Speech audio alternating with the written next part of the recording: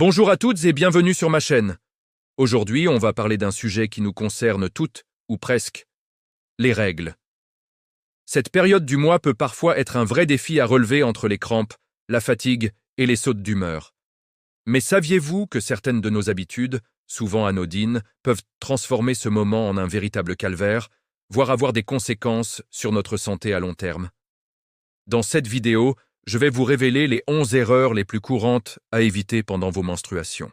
On va passer en revue les idées reçues, les pièges du quotidien et les signaux d'alerte à ne surtout pas ignorer. Et croyez-moi, certains points vont vous surprendre. Si vous êtes nouvelle ici, n'oubliez pas de vous abonner et d'activer la cloche pour ne pas manquer nos prochains rendez-vous santé. On y va, c'est parti pour le top 11. Numéro 1. Négliger la protection lors des rapports intimes. Certaines pensent que les règles sont une période sans risque.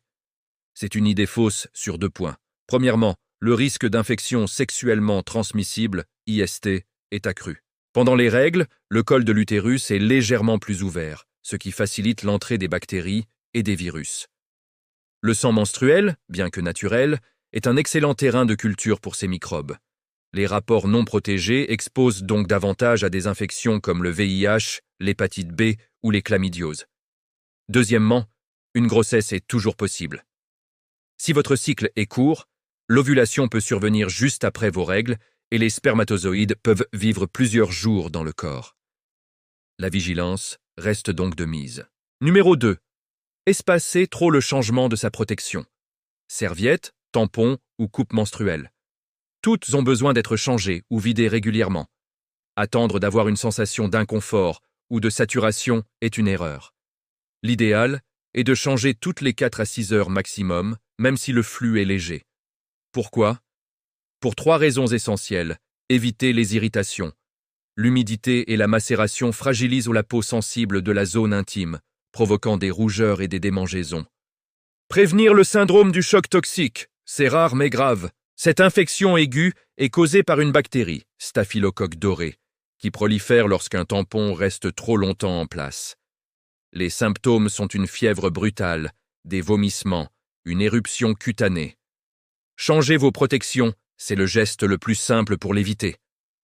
Limitez les odeurs. La décomposition du sang au contact de l'air et des bactéries crée des odeurs désagréables.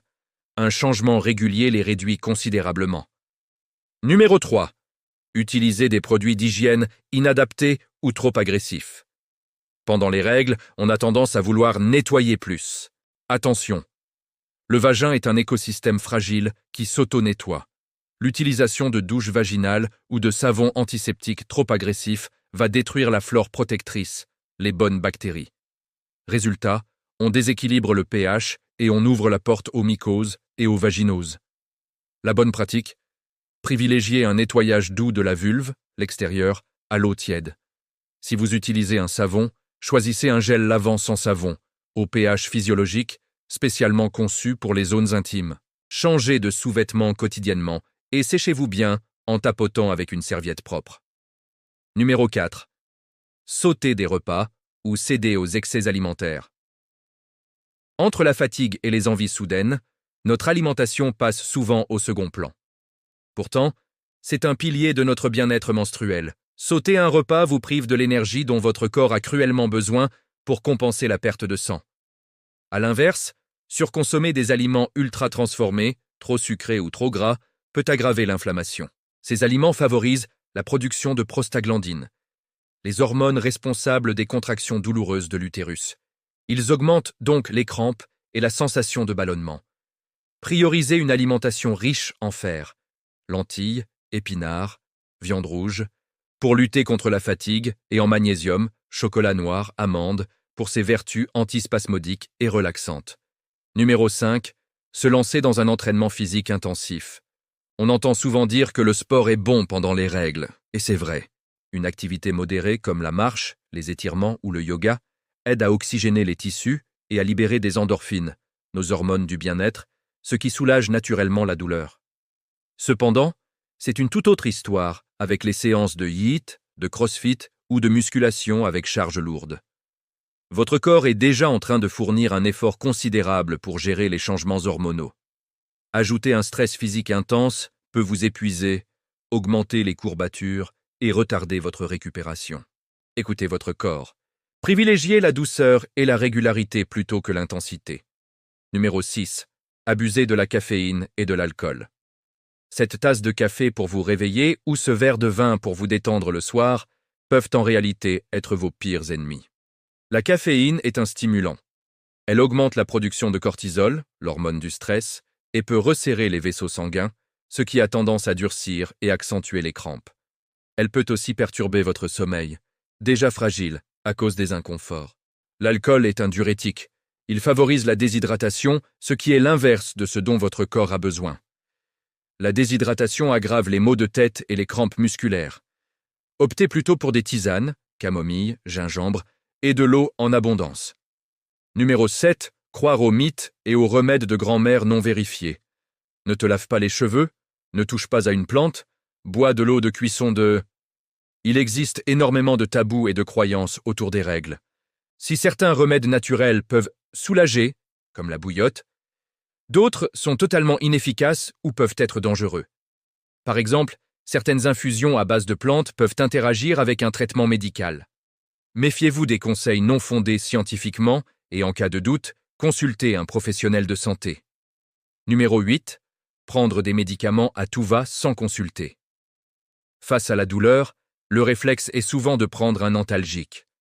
C'est compréhensible, mais attention aux abus. Prendre de l'ibuprofène ou de l'aspirine à jeun peut irriter l'estomac. Surtout, il ne faut jamais hésiter à alterner les molécules sans avis médical. Et si vous avez besoin de prendre des médicaments tous les mois, si les doses doivent augmenter pour faire effet, c'est le signe que vous masquez un problème et qu'il faut consulter pour trouver une solution de fond. Numéro 9. Banaliser une douleur anormalement intense. C'est le point le plus important de cette vidéo. Avoir mal, oui.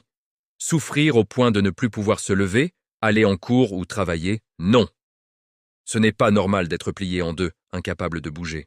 Si vos douleurs sont invalidantes, qu'elles résistent aux antalgiques habituels et qu'elles gâchent votre quotidien mois après mois, il est impératif de consulter.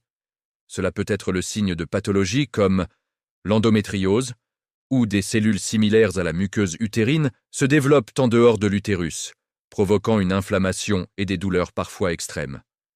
Les fibromes, ces tumeurs bénignes dans l'utérus peuvent causer des douleurs pelviennes et des saignements très abondants.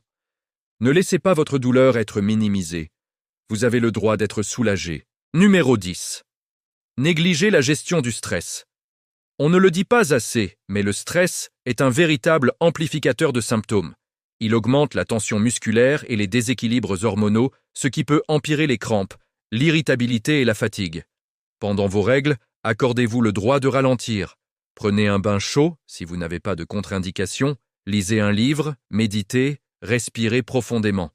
Se faire plaisir et se détendre est aussi important que de bien manger. Numéro 11. S'isoler et ne pas en parler. C'est peut-être l'erreur la plus fréquente. Par pudeur ou par gêne, on garde pour soi nos symptômes, nos craintes, nos questions. On souffre en silence. Parler de ses règles, c'est normaliser ce processus naturel. Échanger avec ses amis, sa mère, sa sœur, permet de se rendre compte qu'on n'est pas seul et d'obtenir des conseils bienveillants. Et surtout, en parler à son médecin permet d'obtenir des réponses et des solutions adaptées. Voilà, vous connaissez maintenant les 11 erreurs à éviter pour vivre vos règles plus sereinement. En prenant soin de vous, en écoutant votre corps et en restant attentive aux signaux d'alarme, vous pouvez traverser cette période avec beaucoup plus de confort et de tranquillité d'esprit. J'espère que cette vidéo vous a été utile. Si c'est le cas, n'hésitez pas à mettre un pouce bleu, à la partager avec vos amis qui en auraient besoin et à vous abonner à la chaîne pour ne rien manquer de nos prochains rendez-vous santé. Merci d'avoir regardé cette vidéo jusqu'au bout. Prenez soin de vous et je vous dis à très bientôt pour une nouvelle vidéo.